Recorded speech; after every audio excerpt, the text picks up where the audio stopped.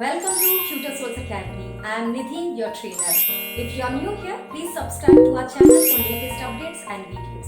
So let's start learning something new today.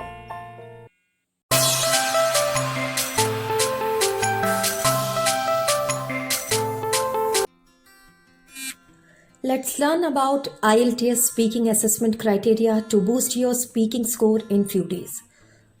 So below are the marking criteria for the IELTS speaking test. If you follow the below mentioned points, it would help you to achieve higher band. Number 1, fluency and coherence. Number 2, lexical resource. Number 3, grammatical range and accuracy. Number 4, pronunciation. To know exactly what these are, we will explain each of them in detail and give you information on how to satisfy each criteria. So stay tuned with us. I will explain each and every criteria, that how you can score beyond 7 band in your IELTS speaking test. Number 1 is fluency and coherence. Let's learn about fluency and coherence. Fluency refers to your ability to talk at length without any hesitation or long pauses. You need to speak smoothly with a natural speed without any unnatural pauses. That does not mean that you just talk as fast as you possibly can or talking without pausing. If you listen to native speakers, you will observe that when they speak, they don't normally talk very fast and they do not have heavy mother tongue influence. This is acceptable. You just don't have to pause more than normal. So the best speaking response is considered when you speak fluently with only a few repetitions or self-corrections. Hesitations are usually topic related and develop topics coherently and appropriately. If you follow all the points during your response, your band can go up to band 7 or higher. 4 points conclude that a person who does not have repetitions in their speech, follows the natural speech rate and talks smoothly, get the higher band because they are not searching for language. So let's take an example to learn fluency and coherence. While you are preparing for your IELTS speaking test, it is important that you understand the marking criteria. Fluency and coherence count for 25% of your speaking score. Therefore, it is vital that you understand what the examiner wants. For example, examiner has asked you a question, what facilities are there in your city or village? If you want to give answer to this question, and there are 2 answers I will share with you. One where there is not good fluency and no coherence, there are lots of fumbling, pauses, and the other where we are going to focus the smooth response with logical flow of ideas, no self-repetitions, no hesitations, no pauses. So let's have a look. What facilities are there in your city or village? My city is a modern city which has all the facilities required by a person to live a comfortable life. It has educational institutions like schools and colleges, medical facilities, which comprises of dispensaries and hospitals. My job opportunities and entertainment points are also available here. Now there is second response. You will find the difference between the first response and the second response. If you give the response with full confidence, you will get fluency and coherence in your ideas. Let's have a look. My city is a modern city which has all the facilities required by a person to live a comfortable life. It has educational institutions like schools and colleges, medical facilities which comprises of dispensaries and hospitals. In addition to this, job opportunities and entertainment points are also available here. So after looking at 2 responses, we have understood that we should be able to express ourselves easily and smoothly in exam and effortlessly. Coherence is something logical flow of your ideas, that all your ideas are connected to each other and you are using the cohesive devices which will make it sound more natural and explain the order of events in a logical way. For example, you can say, firstly, I would like to talk about, then my hometown has, or however, after that, in addition to this, furthermore, moreover. So these all linking devices, if you use in your response, it will help you to achieve good marks in fluency and coherence. So we will move on to the second category, that is lexical resource. So stay tuned with my audio, because at the end of the audio I am going to tell you that how with simple tips and strategies you can achieve 8 band in speaking.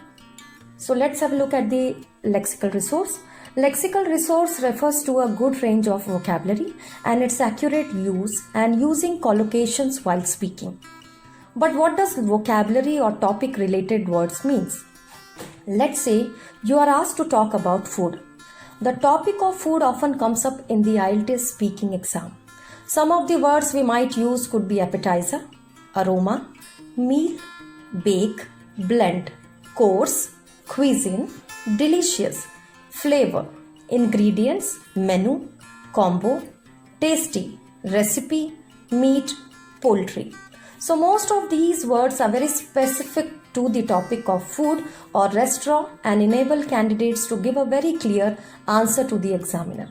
Without these words, students will struggle to give a comprehensive answer to food. On the other hand, it's a very good idea to use vocabulary collocations as well.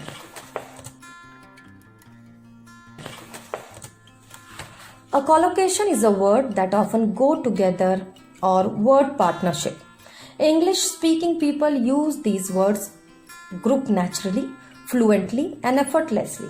On the other hand, other combinations may be unnatural and just sound wrong. So let's have a look at the examples of vocabulary collocations. If examiner gives us a topic of sport, so how we can use collocations? Let's see some example sentences.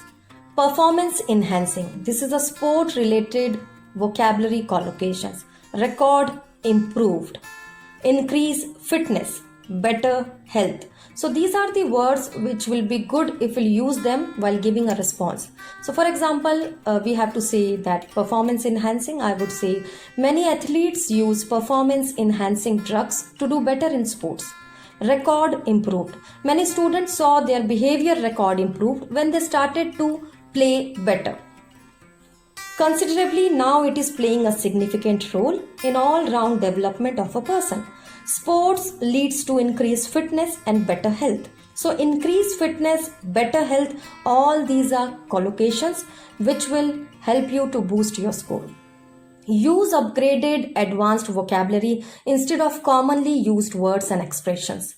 To do this, you must use more formal and uncommon words rather than informal, commonly used words.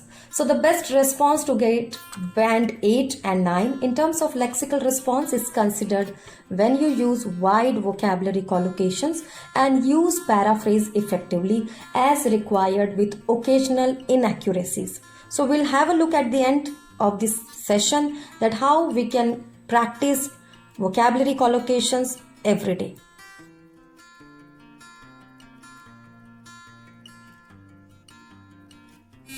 So let's move on to the third category, grammatical range and accuracy. In speaking part, examiner assesses your grammatical range and accuracy on two main different factors and that count for 25% of your speaking score. Two main factors are as follows, using a wide range of structures. You need to use a variety of simple, compound and complex structures to master the component on the grammatical range.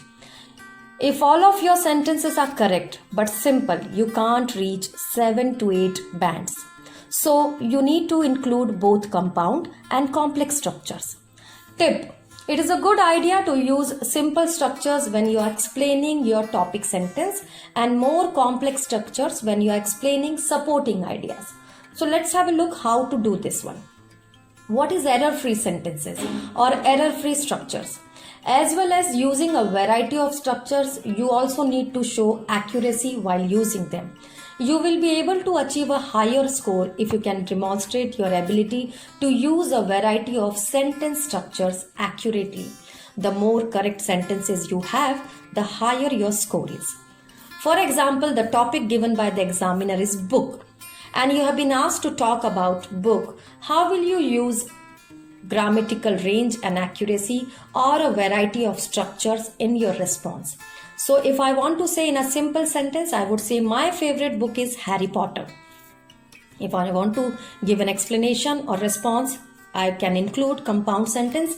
I am into horror comedy and try to read one every week.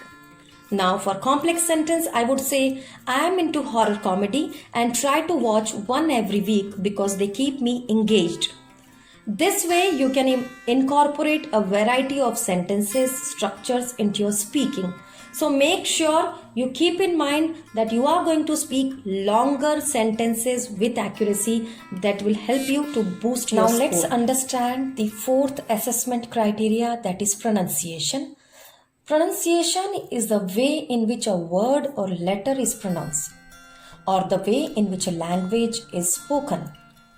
Pronunciation is a very important aspect of spoken English. On your IELTS speaking test, the examiner will assess how well you use different pronunciation features. Getting the higher band, you need to pronounce correct speech sounds in a way that is easily understandable to most regular speakers of the language. You should not have a very heavy mother tongue influence. We will also talk about the things that you can do to improve your pronunciation in these areas while preparing for your IELTS test. So keep watching. You don't have to worry about speaking like a native speaker, but the main consideration here is that your speech is clear and you are easy to understand. There are many aspects to pronunciation that you should try to use to get a higher band. These are the most important points where most of the students make mistakes. Number 1, understanding stress in a word. Number 2, chunking the sentence. Number 3, difficulty to pronounce tongue twisters and S and SH sounds. Number 4, wrongly pronounced words in English. So let's have a look at the first aspect, understanding stress. In case you are wondering what the word stress means, when we are talking about pronunciation, stress is the intensity or strength that we give to specific syllables in a word or to specific words in a sentence. Stressed syllables or words are louder than those syllables or words that are not stressed. For example, let's have a look at the few words how they are stressed.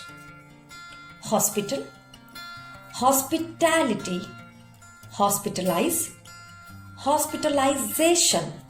So this was a closer look at word stress.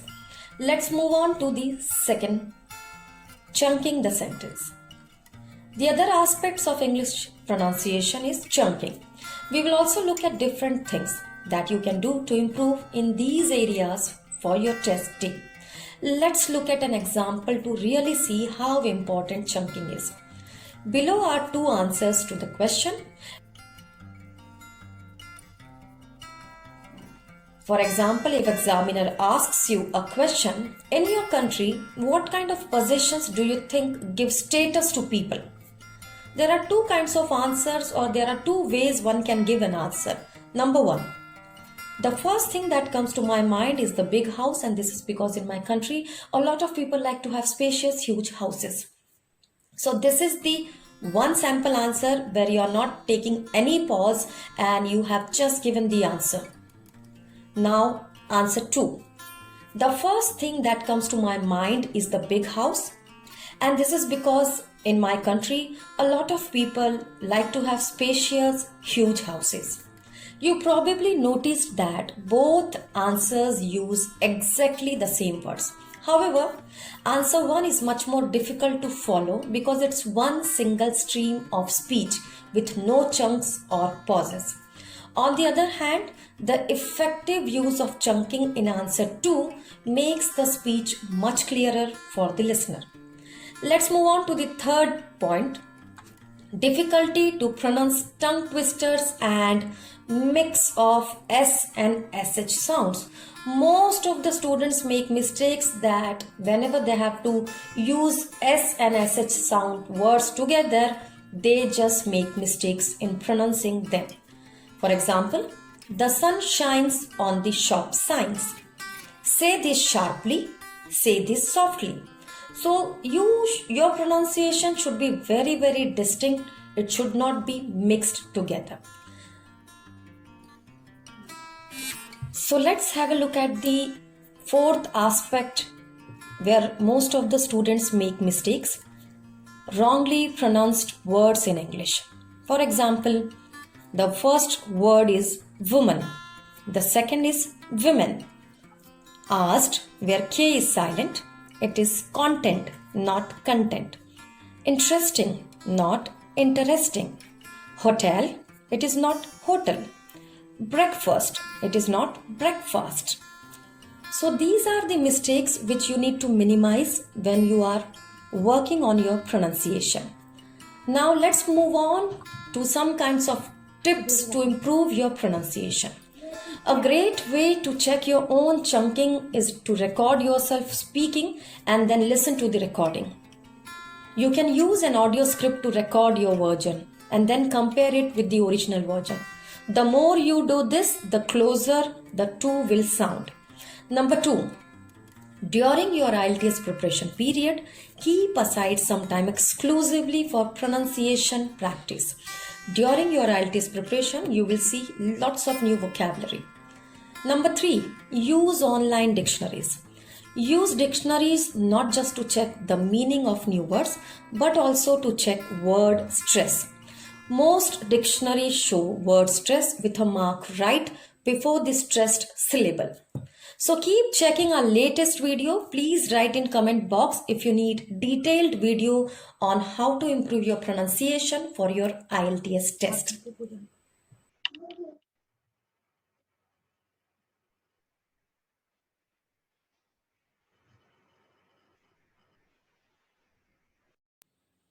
I hope you liked my video. If you need sample answers to the most repeated exam questions, so please like and subscribe to the video and write it down in the comment box.